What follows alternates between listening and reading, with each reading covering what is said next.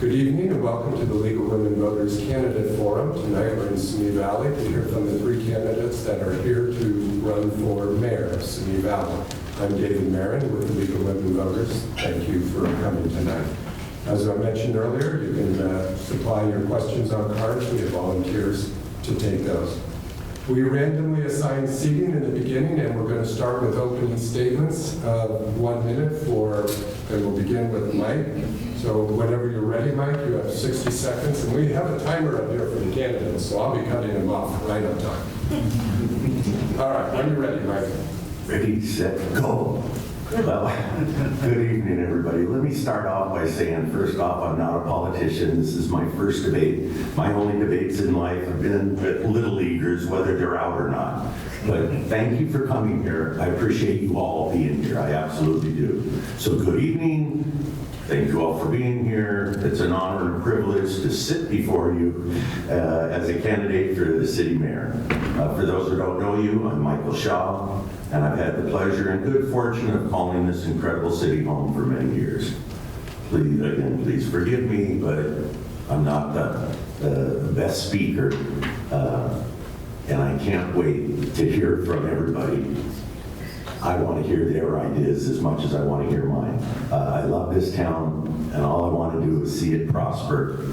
And I'm just a normal guy that wants to see some change. So let's hope we can get there. I'm done. Thank you. Our next candidate is Robert Clarizio. Well, hello. My name is Robert Clarizio. My voice is a little torn up. I have had vocal cord cancer. Was cured in 2010. It's actually a lot better than this, and I wanted to show it off, but I coached at a wrestling tournament on Saturday and destroyed it. So anyway, I've lived here my whole life. I'm a lifelong resident. You know, I went to all the schools here. I know all the streets. I'm not going anywhere. My parents, my whole family live here.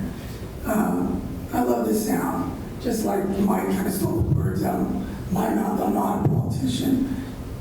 I just love this town. I love everyone in it. And I just would like to see it move forward.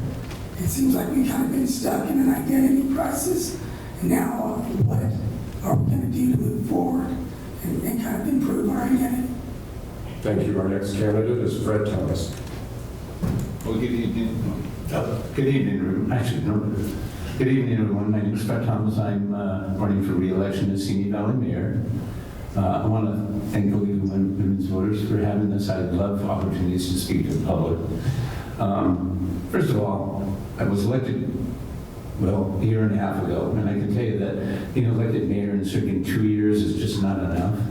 It's unbelievable how fast that goes by. I feel like I'm just, I have so many things that I'm trying to accomplish, and I've made a lot of headway, and it just seems like I ran out of time too fast. So that's really the reason why I'm rerunning.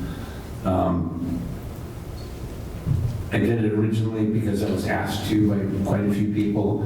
I wasn't sure that I really wanted to do it, but I can tell you that I've really enjoyed the experience, and I feel like it's been a good experience, and I think they're doing good.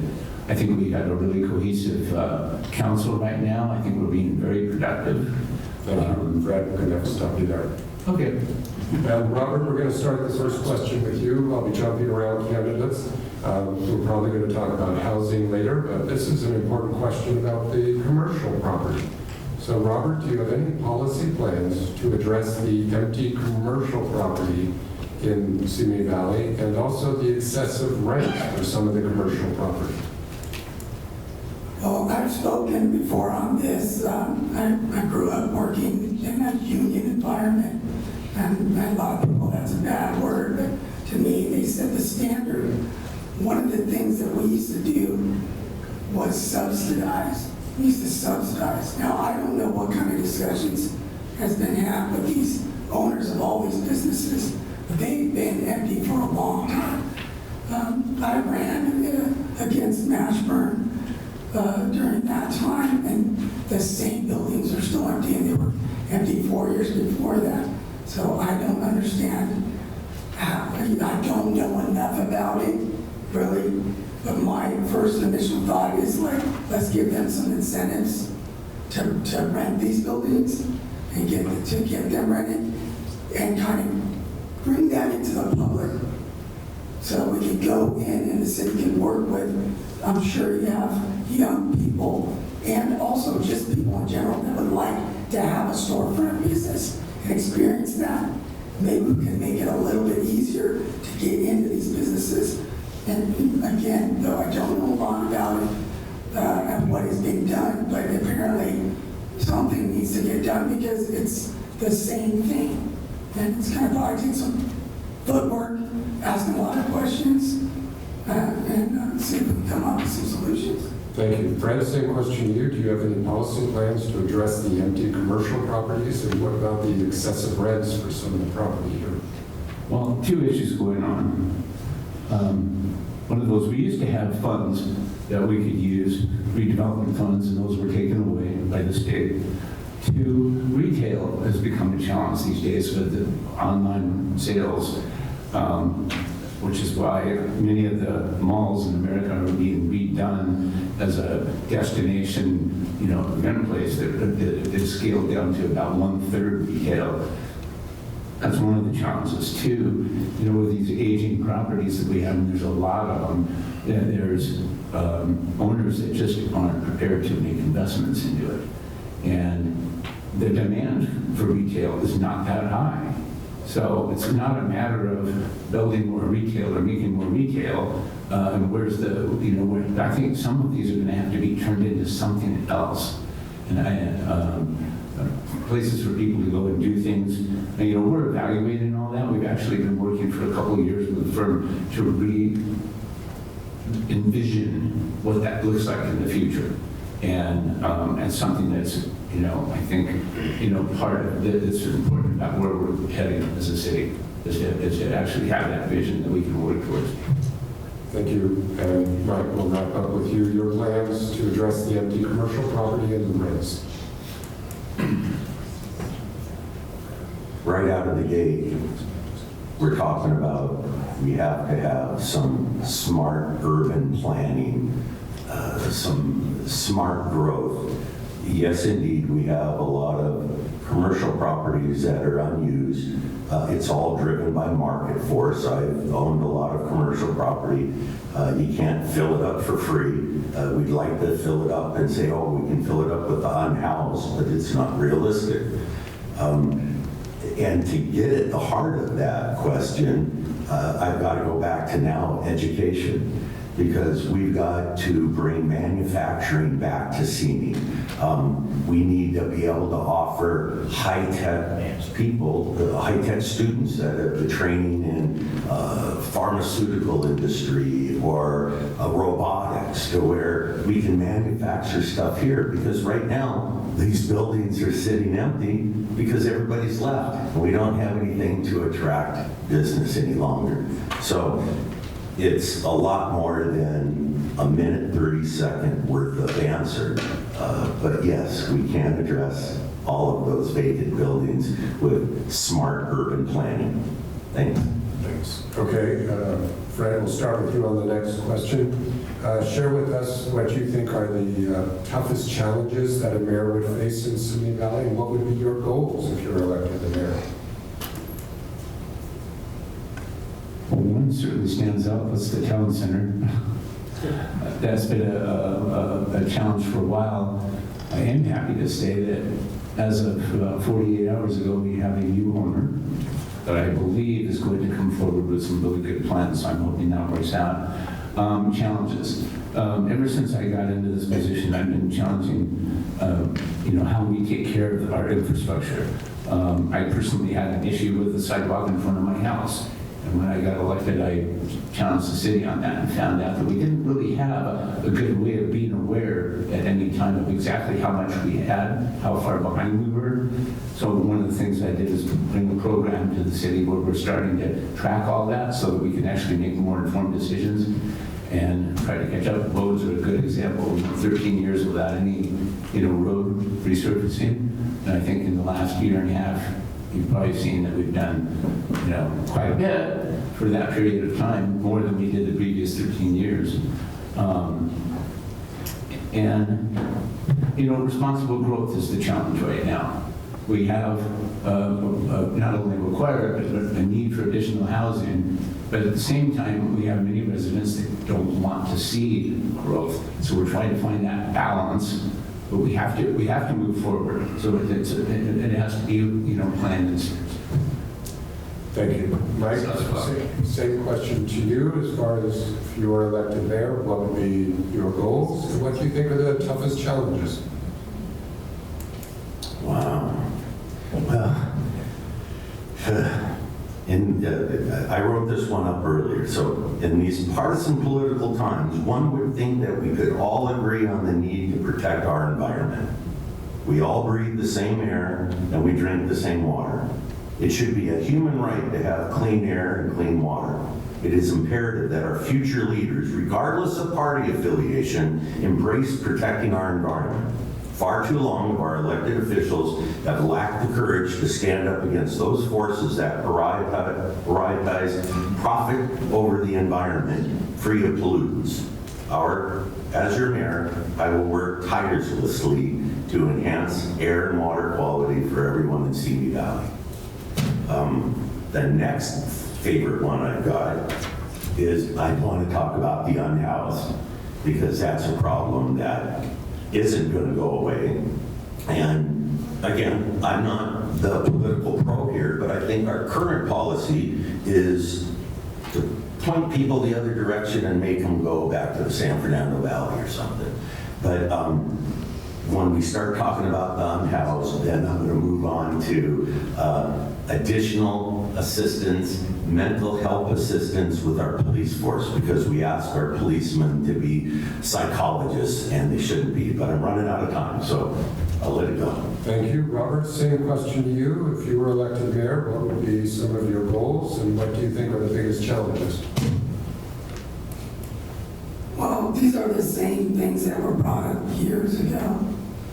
And it seems like we always want to jump to all these great things we want to do on the surface. But Simi Valley was a farm town that I can remember. We paved over like dirt roads, and we just kind of didn't have any kind of engineering. So this town has problems with its infrastructure. We noticed that with our utilities, the water. We're adding apartments. We're adding high-density apartments now. Industrial properties. We have naturally occurring wetlands that we just gave up to build some industrial buildings over. And that's pretty rare for a valley that's landlocked like ours. So I would say, for me, I would really want to go in and take a look at our infrastructure, our failing grid. Here we are, we're proposing some high-speed internet. Fiber optic lines are buried at 18 inches. All your high-powered lines, they're buried over 4 feet. So that's something to think about. We have failing old electrical wires. So definitely infrastructure is the #1 big one for me. And improving, again, the city's image. I have to stop you. Okay, great. Thank you. And Robert, we'll stay with you for the next question. This is one about speed limits. There's a particular example, but I think speed limits are an issue throughout the city. As an example, on Bernard Street, it's a popular exit from the 118 freeway. They've lost a lot of pets because of speeders on that street. It's only a matter of time with no sidewalks that something worse happens. So as a mayor, what can you do to help lower speed limits in those parts of the city where it's being abused? What's your position on speed bumps, speed humps, that type of thing? And with some of the growth coming in, such as the new Starbucks over there on Alamo, these are all things to consider. So share with us your philosophy of how you would deal with this very important issue. Well, I've been driving around these roads, like I said, for 57 years, and I'm teaching 4 kids how to drive on these roads. And Fred Thomas is right about one thing. We have not repaved some of these roads since I was learning how to drive. And it seems like we have been repaving roads, but the same ones, like right in the center of town. So First of all, that's an issue. Really faulty roads. Bernard's really rough road. If you're speeding down that road, it's going to bump your shocks and send you into a house. The houses are really close by there on that road. I'm not a big fan of speed bumps, but one thing I noticed driving teaching my sons how to drive now, I tell my daughters already, is there's the speed limit signs. There's just not enough of them. And then when I think my son failed the test for going too slow, I didn't even know it was 45 miles an hour going up Sequoia, between Sequoia, so if any of you guys are going to take a driving test, between Cochran and Alamo, they expect you to be going 45 miles an hour, or you fail if you're going too slow. So, but like I said, there was only one posted sign there at the beginning, at the very beginning. So more posted signs. Again, it's something that has to be looked at, better paved roads. Thank you. Mike, share with us your views about dealing with speeding around the city. What's your position on speed bumps, speed humps, and some of these areas where there's so much traffic? Now, you just hit a good one with me. For years, I have been complaining that when you get off at Cooner and you take Mount Sinai Drive, there's not one speed sign all the way to Yosemite, and when you make the left onto Cochran and you come over the hill, over the freeway, and you come down into a 25-mile-an-hour residential area, still not one speed sign, not any speed control. And again, not a single speed sign all the way along Cochran to Yosemite. So one, I can agree here that yes, we need some new speed signs, more speed signs. We need to replace the signs that are faded and old guys like me can't read them. It's funny, we all talk about the messed up asphalt, and the longest time I thought that's our city's speed control.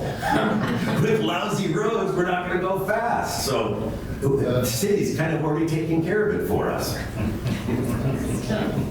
Okay, Fred, same question to you about speed limits, speed bumps, speed humps. How would you Well, deal with this? I'll agree that if there's places where speed isn't posted, that it should be, and,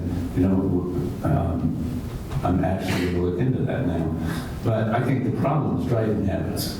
I think there's always been a problem with speeding, but I think that during COVID, it got worse. When there was less people out driving, I know it did on the freeway. They said the average, speed went from, 70 to almost 85, I think. So it's a problem. What have we done about it? Well, one of the things that I personally did was met with the chief, met with the city manager, and negotiated a way to bring our motorcycles back. I felt like that was a really important tool, especially around schools in the morning and problem areas where we have a repeated speeding. And we've also bumped up our officers that handle traffic. And I think that, at this point, all we're waiting for is 2 motorcycles. But, we are trying to target the problem areas, get them to spend time at the times of day and at the locations and where we see the worst, especially where there's repeated accidents. All right, thank you. Okay. Mike, we'll start with you on this next question.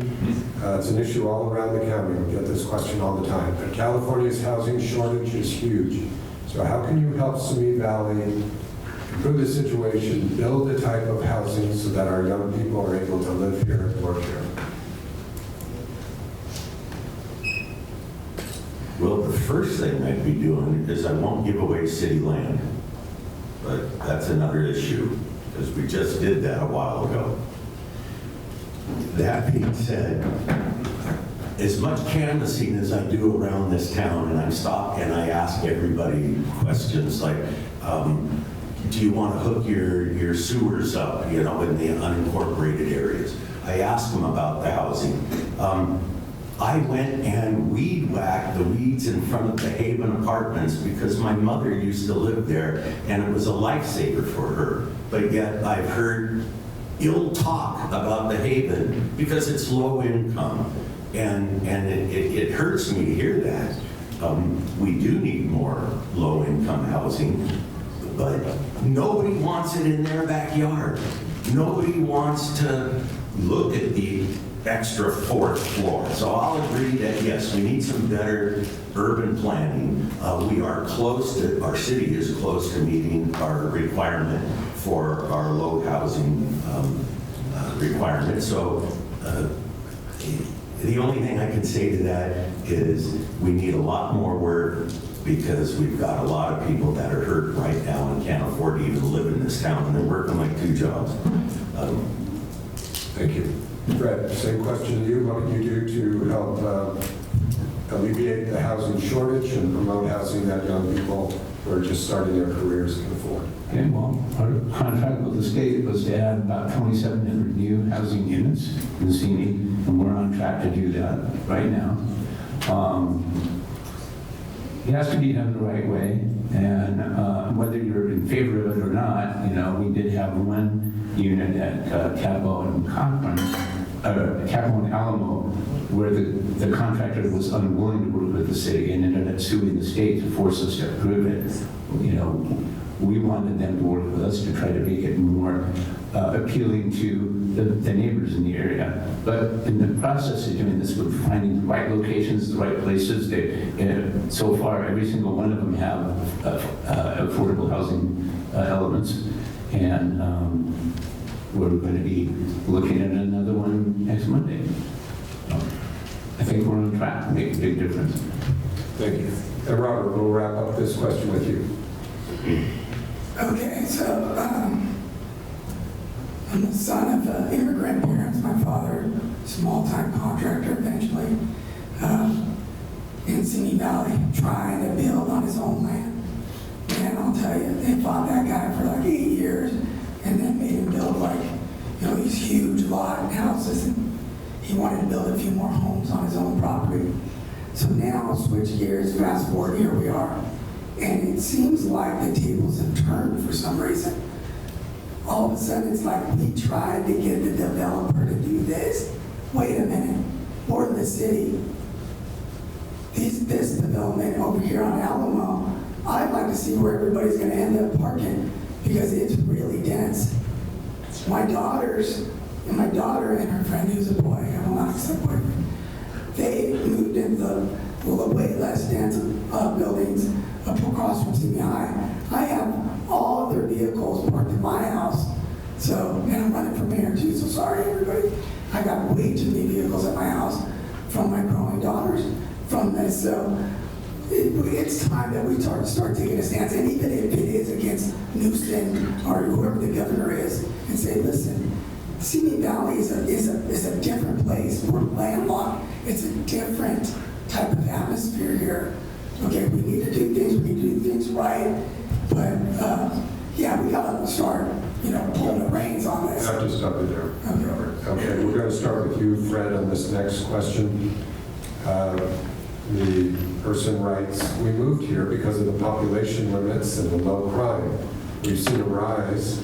How will you help the upward, or what will you do to make the upward trend of crime and drugs in our town decrease? Okay, well, there's this notion that we're not the safest when we were the safest city in the. And that's actually not true. Our statistics are actually better now than they were then. But we don't fall into that same category anymore, and we're reporting crimes a lot differently. So now, you know, someone breaking a window and taking a briefcase out of your car is recorded just like a serious crime.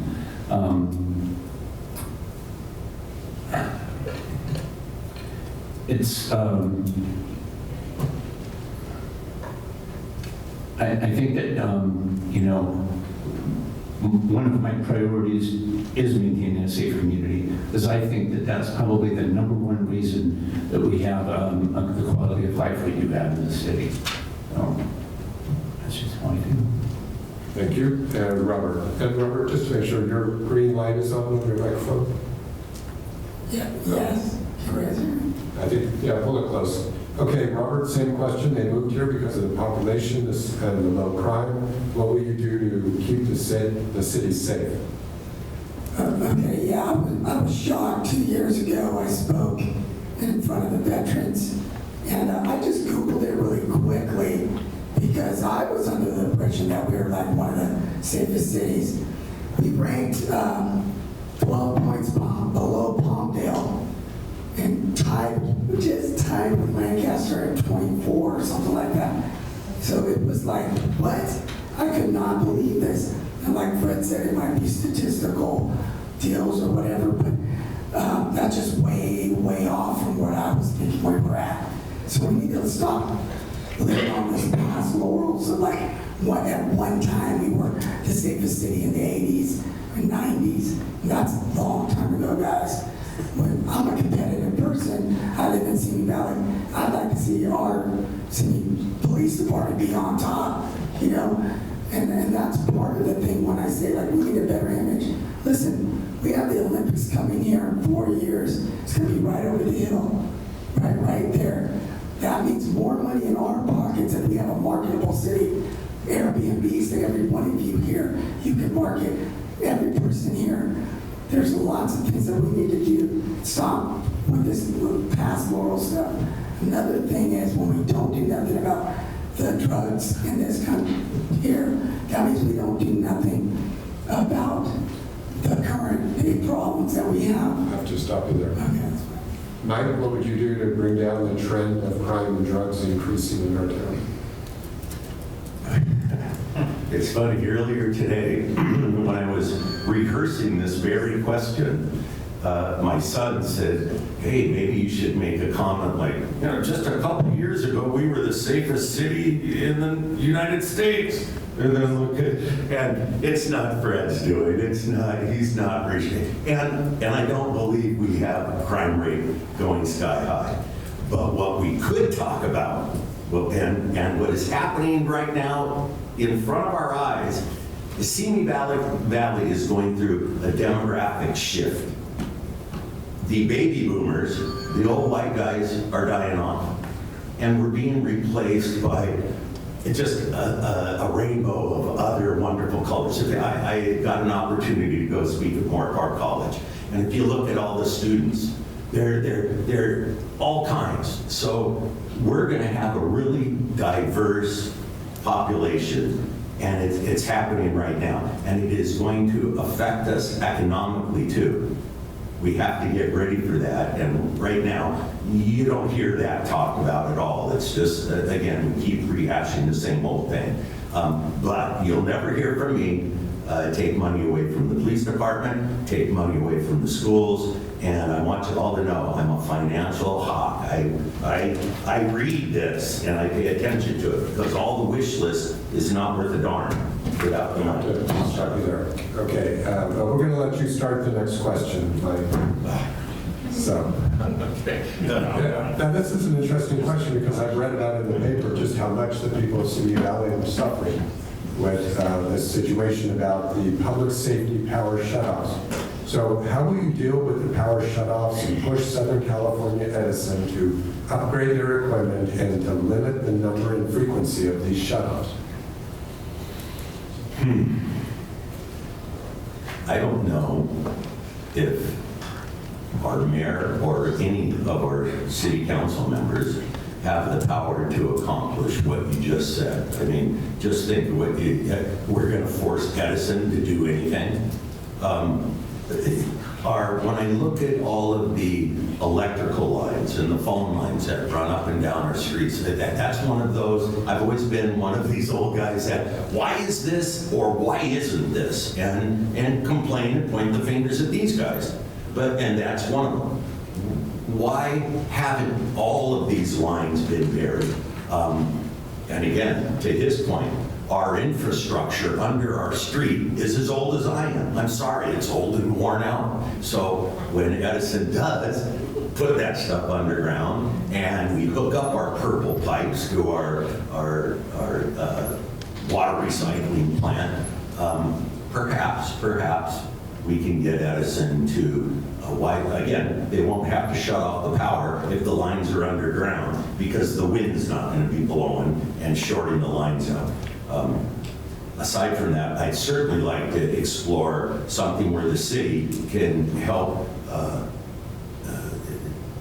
get all of us on solar panels on our house and promote that. Thank you, Robert. Same question to you. What would you do to deal with these shutoffs, and how would you push Edison to limit their frequency? Yeah, so in my real job, nobody likes me. Nobody likes when I show up because there's a problem and everybody's right. And so I'm used to that role of like, well, sorry, Edison, if you don't like me, because I don't answer to you. I would definitely 100% start digging into the PUC codes and hold Edison accountable. This is their equipment. They want to do business in our city. So regardless of what they think, I would get to the bottom of it. Again, another benefit of being someone who's lived here my whole life. They started this years ago. And as you can see, there's been a lot of small poles already prepped. They ran the service wires underground, but the high-rise lines are still there.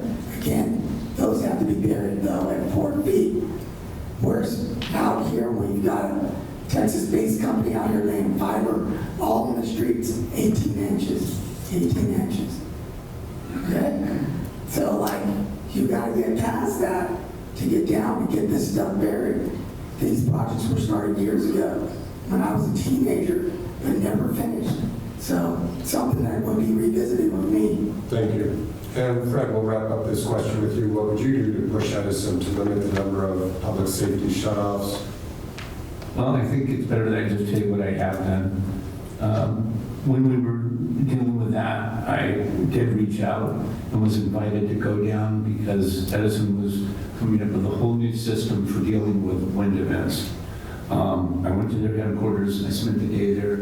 They showed me how they've added 3,000 monitoring stations, remote field units, and a whole command center with probably, I don't know, 40 to 50 people working in it every time there's a wind event. In addition to that, they're going out and hardening the lines, and they're not done doing it, but they've done a lot of them, and I can tell you that we've already had a reduction. But as a follow-up of that, I happened to run into the CEO of Southern California Edison that day, and we made plans and we met for breakfast one day to continue that conversation. There's always challenges. I mean, the biggest one for them is how they're going to produce all the electricity that we need for electric cars, but that's a whole other issue. As it is right now, we're looking at a need for a whole new circuit.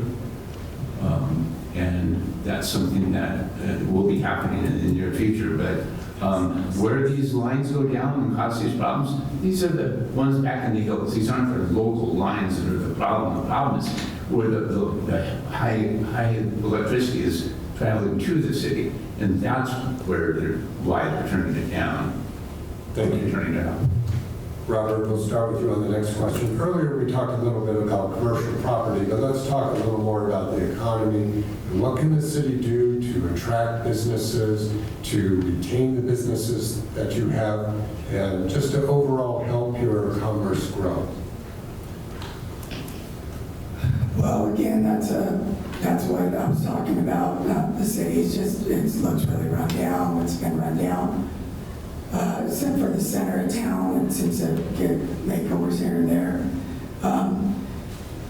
It seems like we had promises, we just don't get enough. We built a skate park after years, it was promised years before, and then we paid tons of money for this skate park, and more parks is it's superior. People all over the world know more parks. Now, here we got 4 years coming. 4 years, we're gonna have the Olympics in LA. Guess what's in the Olympics? Skateboarding, BMX. We promised the BMX track replacement. We have some of the best BMX racers in the world that come out of this area. We shoot ourselves in the foot by not doing those things. It's almost like it was already done for us.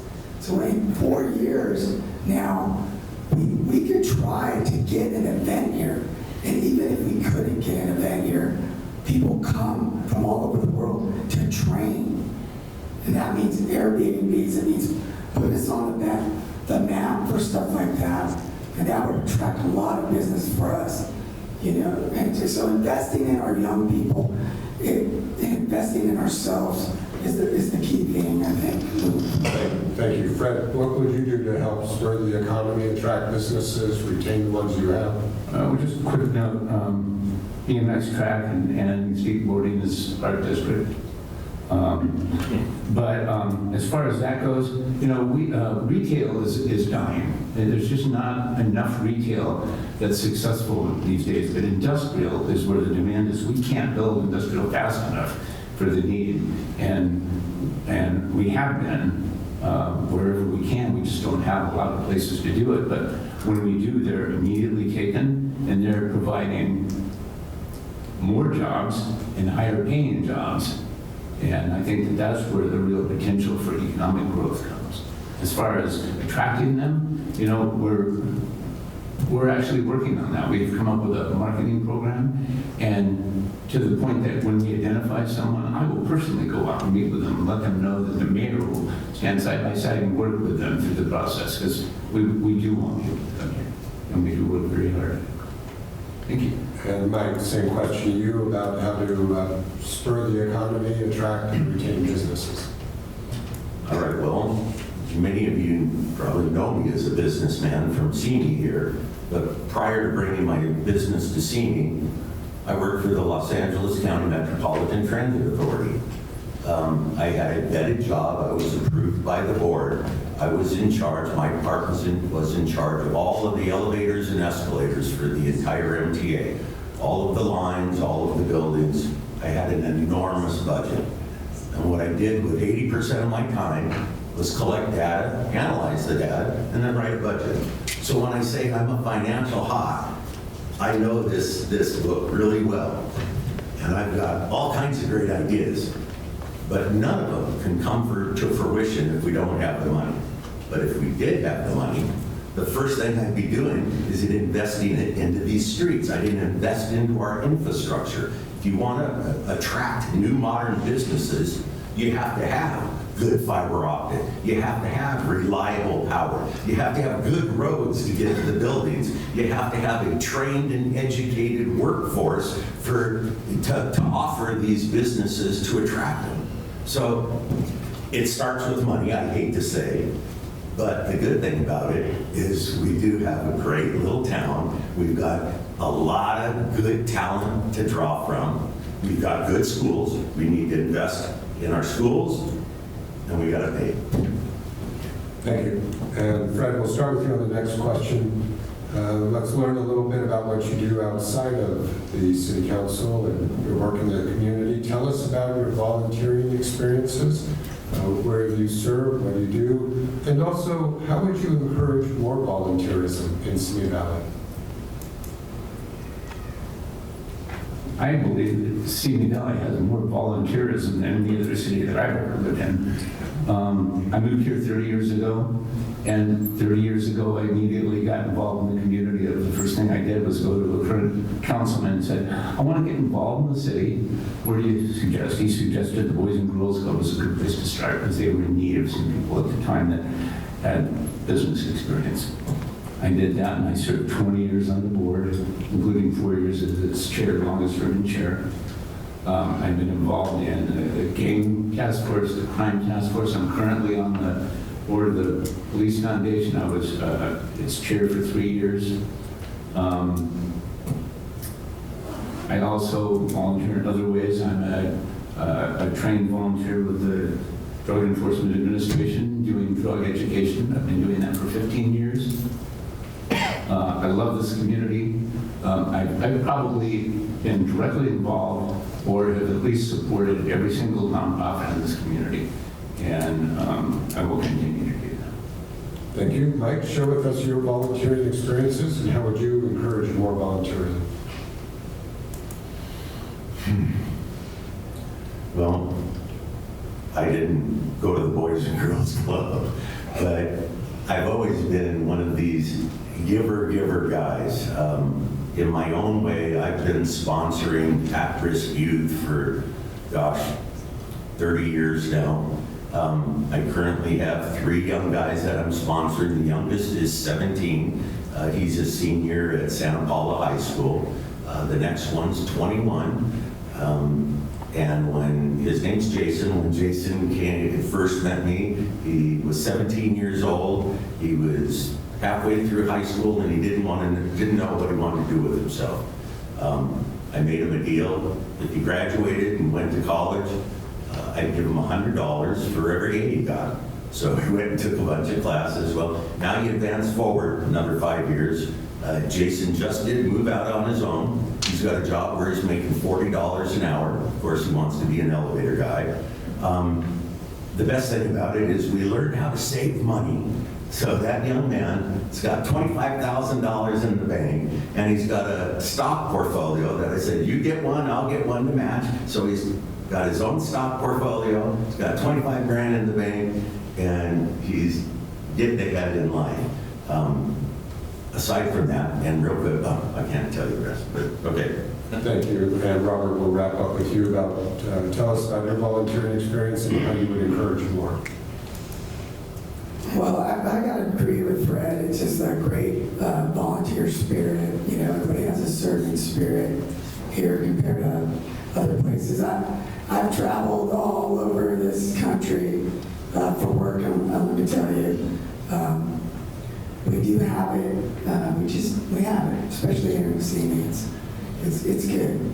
Well, so I've done everything growing up here my whole life. I've raised 4 kids. I've done every volunteer thing that you can imagine. That's gone through all the schools here, all the way up. I've done, stepped in, again, I was a wrestler all the way through college, so I stepped up to coach wrestling for the Boys and Girls Club when they didn't have a coach. Valley View Junior High School, Warren Park High School. I've done lots of stuff with the churches, including Skid Row, trips to Skid Row, and fentanyl outreach where I parked the mayor's car. Do you remember that? I actually parked you. So I did the parking lot and parked you. So come on in, bring it right here with my little vest. To educate the community on fentanyl, and which was really good. And that is another priority for me, and, you know, without being said, that's serious. But just volunteer my whole time if it's not coaching, or volunteer at schools and churches. Thank you. So the question is, what would you do about overpopulation and the shortage of parking in the city? We've sort of touched on these already, but I want to make it a little more broad so we can learn your philosophy. I mean, do you believe that Simi Valley is the right size now? Do you think it should grow more? What would be that perfect population?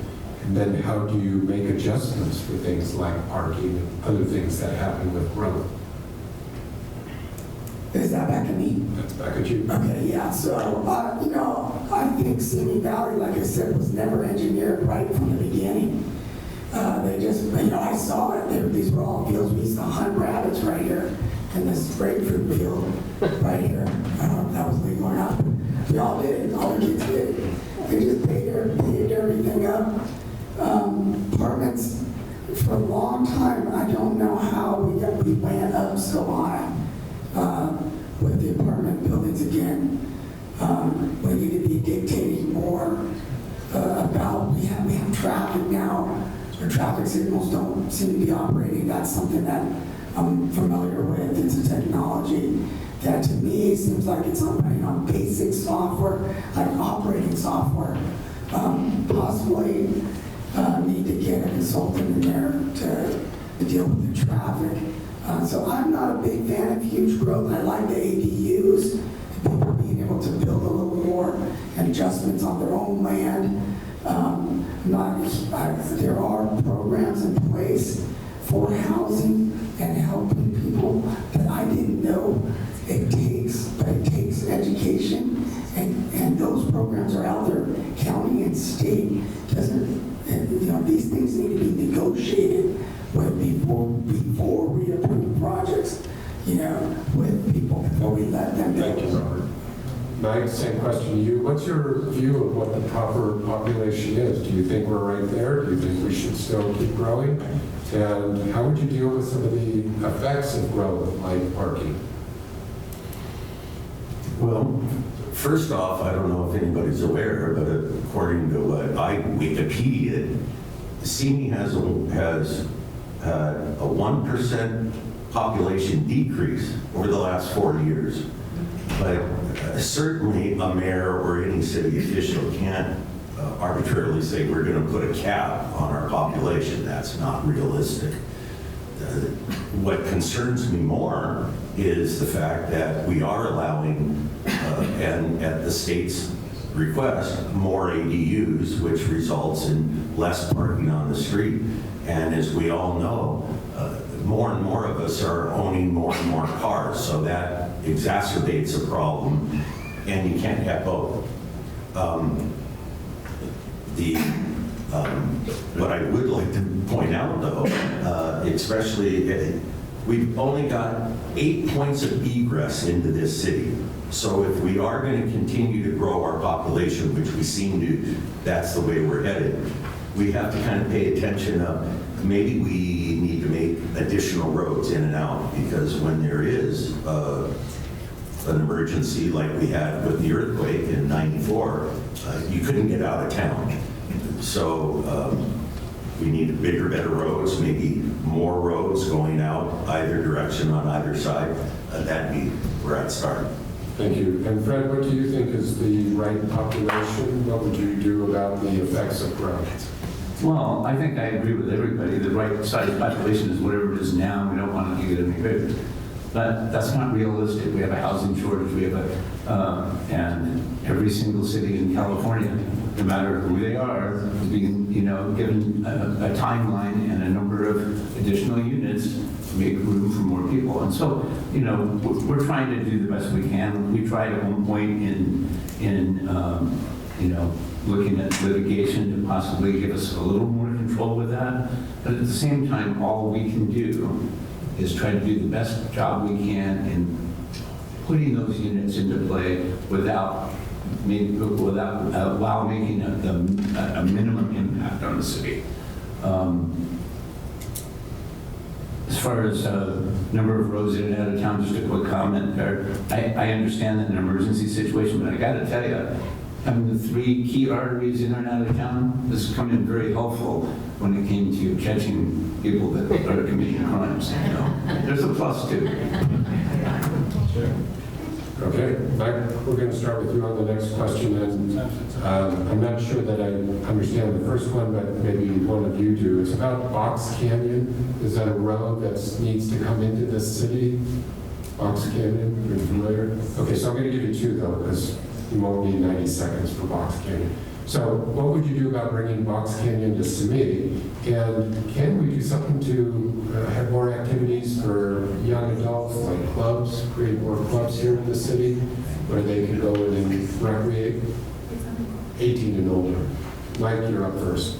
All right, well, I appreciate somebody asking that question. That's great. I don't know if any of you know, but that's kind of where I come from to Simi Valley. My stepfather moved to the Box Canyon area, back in the mid-'60s. So when I was a little grommet, we'd come over the hill and create havoc in the east side of Simi Valley. Box Canyon's always been just a funky place. And it's, most of Box Canyon lies in Ventura County. The tough thing about Box Canyon is it's so east in the county that it doesn't get much attention. And it too would be, one, it is a viable way in and out of this town. It's a major transit hub, even though it's windy and it's only a 2-lane road. 2, a lot of people live there and they need sewers. That is going to be one of my big issues of all these old nasty septic tanks on all of these unincorporated areas of Simi. So I would love to see Box Canyon added to Simi, these unincorporated areas added to Simi, and I would likewise love some kind of nighttime entertainment for young people. I know I'm too old to go to these places, but like right where the Macaroni Grill was, you know, a nightclub, a nice place to take guests to. Fred, same question to you. Your plans for Box Canyon, what would you try to do there, and what do you think about nightlife for young people? Well, Box Canyon, I wouldn't try to do anything. It's unincorporated. It's not part of the city. We really can't really do anything. I don't really know what to say other than that. Activities for youth. You know, back when I originally ran, I was at a meet and greet and had a young person say, you know, what can you do? And give us an idea what you can do to try to give us more opportunities to have things to do. I said, I would love to, but I can do better than that. How about you get a group of like-minded people together? I will sit down with you, let's come up with a business plan, and I will help you try to make it happen. Never heard that. But in the meantime, I haven't lost track of that. When meeting with the now new owners of the town center, I asked them point blank, what kind of element could they do that could be entertainment for even teens and young adults.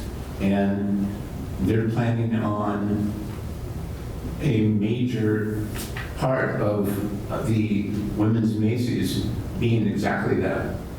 So what they're going to do is they're going to change the makeup of the thing so that there's 1/3 retail, 1/3 dining, and 1/3 entertainment. And if specifically the biggest point they want to do is entertainment that will be there for the youth and young adults. Other than that, yes, Thank you. Robert, same question to you. What are your views on how to bring Box Canyon into Simi and entertainment for young people? Okay, first I gotta apologize to Mike because I swallowed the cough drop. I was sucking on it so I can talk to you guys. Thought I was gonna choke there, but eventually it went down.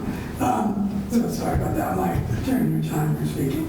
So, yeah, so, you know, this happens in Simi Valley. We incorporate parts of the city. Everything was, not everything, lots of it, lots more when I was younger was county. There was houses that my father developed, and which entitled bringing in sewer, like you were talking, Mike was talking about septic tanks and improving. All those costs fell on my father as the developer to develop maybe 4 acres of land. He had to put in a road, he had to put in the sewers, he had to put in the street lights, the sidewalks, the street. So again, if we're going to be incorporating stuff, it's not wrong to ask more of the developers, you know, instead of catering to them. If Box Canyon wants to be incorporated, then let them bring a proposal. Kids, there is nothing for young adults to do here, teens to do here. So yeah, absolutely, that's a priority. Like Fred said, getting a group of kids together and sitting down and hashing out things that they would like to see. Thank you. So we're going to begin closing statements in just a moment, but a couple of quick announcements. One is this will be available on the League's website, LWV, League of Women Voters, LWVVenturaCounty.org. We should have it up there in about 48 hours. The city has also recorded it on their government channel, and they will be replaying this a couple of times, so you can watch it multiple times, as many as you want.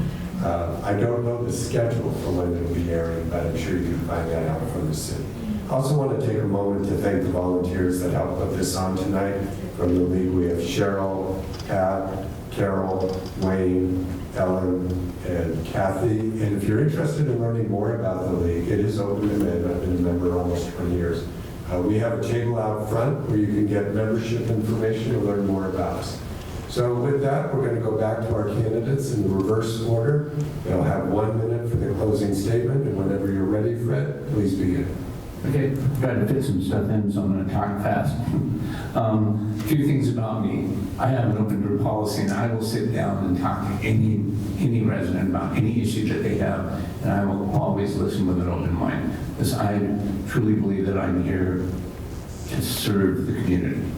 I also believe it's a nonpartisan office.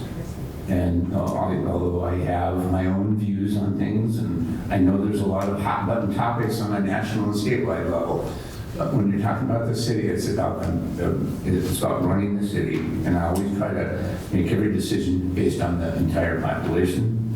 And last note, I just want to say I'm honored to have the endorsement of the entire city council, as well as the Ventura County firefighters and the Simi Valley Police. Thank you very much, everybody.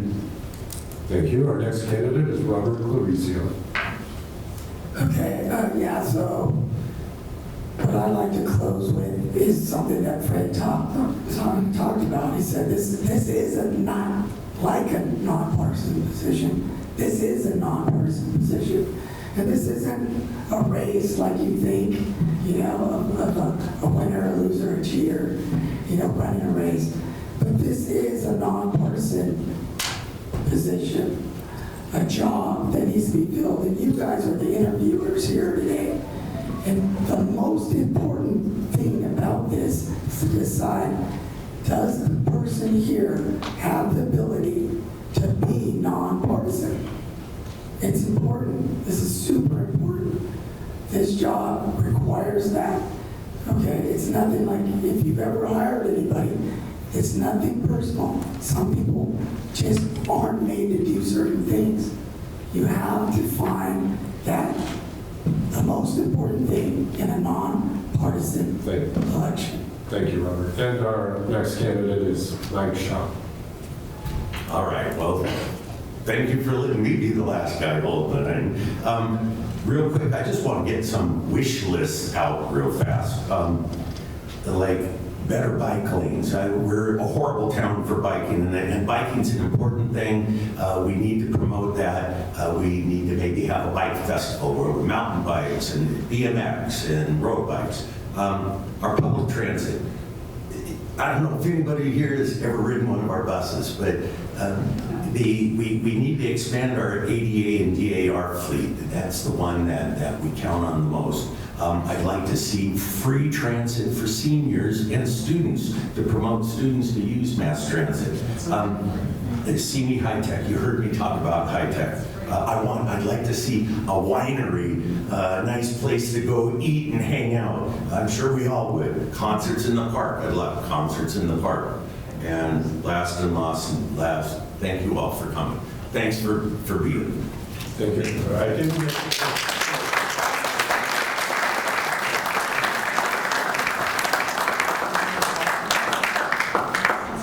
We had only a couple of questions I didn't get to. I'm sorry if I didn't get to your question, but thank you all for coming out tonight. And with that, say good evening.